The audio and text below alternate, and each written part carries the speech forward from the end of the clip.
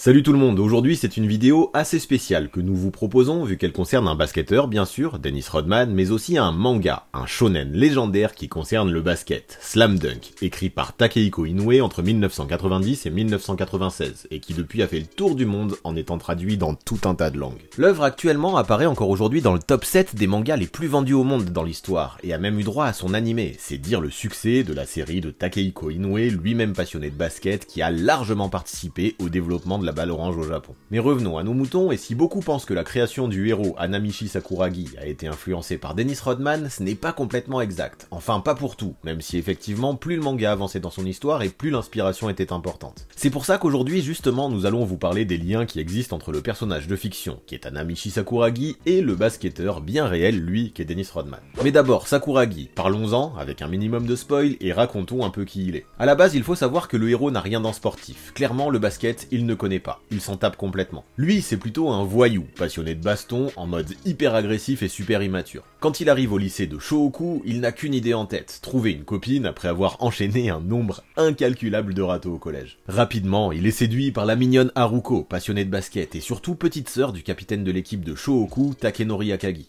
Histoire qu'elle le remarque, Sakuragi s'inscrit dans la team, certain que sa puissance, sa volonté et ses qualités athlétiques, qui attiraient grandement les équipes d'arts martiaux du lycée, lui permettraient de dominer sans effort dans le basket. Et là, il n'avait pas tout à fait tort, c'est vrai que très vite on s'aperçoit que son potentiel est fou, il saute haut, il est musclé, il est solide, mais son arrogance, ses fanfaronnades et son manque de technique le ralentissent considérablement. Sauf que vous connaissez l'esprit shonen, malgré son absence de skills, peu à peu, Sakuragi fait ses preuves et intègre définitivement l'équipe. Problème, il apprend que Haruko, son crush, est complètement in love de Kaede Rukawa, un joueur de seconde comme Sakuragi réputé dans tout le pays pour son talent de basketteur incroyable et son potentiel de futur joueur NBA. Ce dernier devient alors le rival de notre héros qui du coup s'investit de plus en plus dans le basket afin de devenir meilleur que son coéquipier et taper dans l'œil de sa dulcinée. Classique. Pour la suite, on ne va pas trop en faire, on vous laissera découvrir si vous ne connaissez pas encore, et de toute façon, même si ça vaut sacrément le coup, ça reste du shonen. Plus les tomes avancent, plus le basket prend une place primordiale dans le cœur et l'esprit de Sakuragi, plus il devient important dans l'équipe, et plus son esprit de compétition se développe. C'est juste méga cool à lire et ça se dévore à une vitesse folle. Sakuragi a beau être d'une arrogance extrême, afficher une attitude imbuvable, enchaîner les frasques de toutes sortes et être détesté par la majorité des personnes qu'il croise, il n'en reste pas moins un personnage hyper drôle, hyper attachant et surtout déterminé à devenir le meilleur basketteur possible dans cette histoire qui multiplie les références et les liens avec la NBA. Et justement, le lien principal, il semble évident, il saute aux yeux très rapidement. Hanamichi Sakuragi semble complètement être le Dennis Rodman du lycée de Shohoku. Rien que le fait qu'il soit un fauteur de troubles, un mec qui fréquente des gens chelous et qui aime la bagarre en mode bad boy, déjà ça plante le décor, mais si seulement ça s'arrêtait là. Sakuragi a aussi les cheveux rouges, il porte le numéro 10 et est un ultra spécialiste du rebond. En effet, en jouant au poste d'ailier fort et manquant totalement de technique offensive, très vite Akagi le capitaine lui a enseigné l'art du placement et du rebond, secteur qui est devenu sa spécialité vu que peu à peu il sort des matchs hallucinants avec son lycée à plus de 20 prises, tout comme Dennis Rodman l'a fait lui aussi IRL dans sa carrière. Bon, après il y a quand même des différences, on a dit que c'était une inspiration, pas une copie conforme. Dennis Rodman par exemple était un excellent défenseur, alors que Sakuragi lui, même s'il a fait des progrès au fur et à mesure que l'histoire avance, est très naïf de ce côté-là du terrain.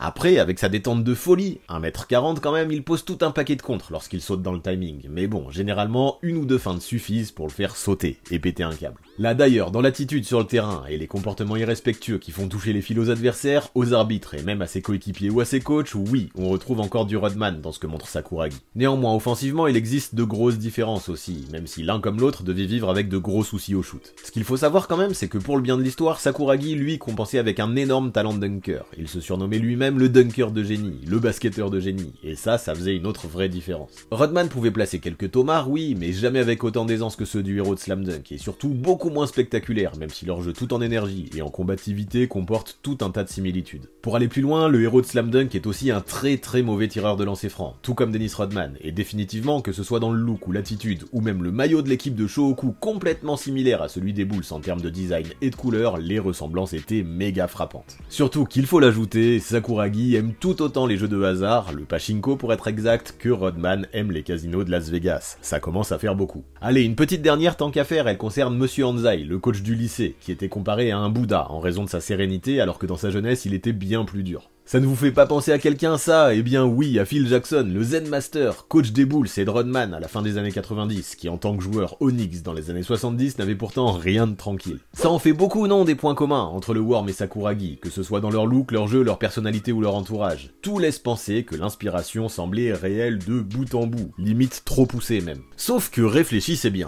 il n'y a pas quelque chose qui vous choque? Oui, le manga Slam Dunk, comme on le disait au début, s'est terminé en 1996, l'année où Rodman est arrivé aux Bulls. Est-ce qu'il n'y a pas quelque chose qui ne fonctionnerait pas là? Eh bien si, clairement, les dates ne correspondent aucunement, et c'est ce qui a laissé croire qu'en fait Sakuragi n'était pas du tout inspiré de Dennis Rodman, et que toutes les ressemblances, même si elles étaient méga fortes, étaient juste fortuites ou fantasmées. Et effectivement, plusieurs éléments sont complètement dus au hasard, et ce de manière assez étonnante. Parce que oui, il faut s'en rendre compte, Sakuragi a eu les cheveux rouges avant Rodman, il allait dans les salles de jeu avant Rodman, il a joué dans une équipe au look des Bulls avant Rodman, et a été coaché par un homme aux principes proches de ceux de Phil Jackson avant Rodman aussi. Et vous voulez savoir quoi? Quand Rodman a plaqué son front contre celui d'un arbitre en 1996, ça aussi Sakuragi l'avait fait avant lui. Ça commence à être fou toutes ces ressemblances, non? Eh bien oui, ça l'est à tel point que certains fans du manga d'ailleurs commençaient même à dire que c'était Rodman qui s'inspirait de Sakuragi, pas l'inverse. Bon, ça on a du mal à y croire tant le Worm n'avait pas l'air d'être le genre de joueur qui se faisait influencer, et encore moins par un personnage de manga. Ce qui est sûr en tout cas, c'est que ça a fait parler, comme si finalement la fiction avait anticipé la réalité, et l'histoire est sacrément fun.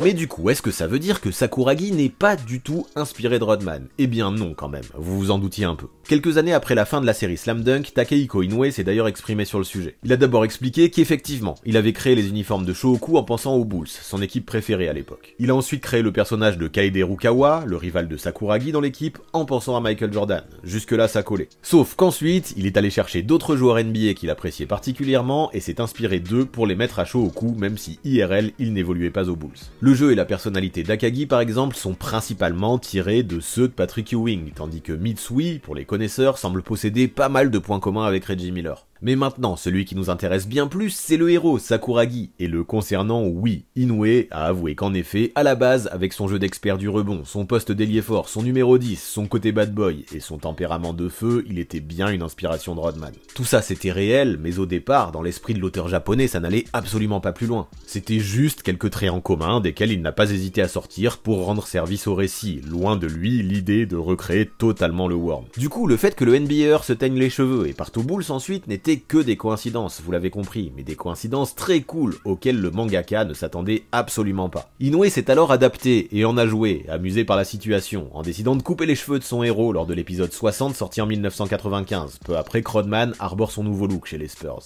Le but pour l'auteur était tout simplement de jouer sur la ressemblance fortuite entre les deux personnages et de pousser le vice encore un peu plus loin, alors quand Rodman a ensuite signé aux Bulls, vous imaginez la dinguerie? Donc pour faire le bilan, oui, à la base Sakuragi est inspiré de Rodman, mais c'est le hasard qui a fait que la ressemblance est devenue si flagrante. Et ça, Takehiko Inoue a adoré en jouer au fur et à mesure de l'avancée de son œuvre. Ce qui est sûr, c'est que la coiffure rouge originelle de Sakuragi, sa coupe de voyou, comme elle est décrite dans le manga, n'avait absolument rien à voir avec les teintures de l'ancien joueur NBA. Néanmoins, la coupe que Sakuragi porte dans la deuxième moitié de l'histoire s'est retrouvée, elle, totalement inspirée de celle du Worm. Ça fait quand même beaucoup de fun facts. Quoi qu'il en soit, ce que nous pouvons retenir, c'est que Slam Dunk, ce manga inspiré de joueurs NBA réels, a marqué toute une génération de basketteurs au Japon. Yuta Watanabe a par exemple affirmé que la série avait bercé son enfance et qu'il la connaissait par cœur, alors qu'elle s'est terminée quand l'ailier des Nets avait à peine 2 ans. C'est dire l'influence que ce manga a eu, même des années après. C'est souvent ce genre d'anecdotes qui permettent d'évaluer la valeur d'une œuvre comme celle d'Inoue, et celle-là est définitivement passée au statut de légende. Et allez, du coup, pour terminer, pour les fans, sachez qu'après une absence de plus de 25 ans, Slam Dunk a fait son grand retour en décembre dernier sous la forme d'un film d'animation,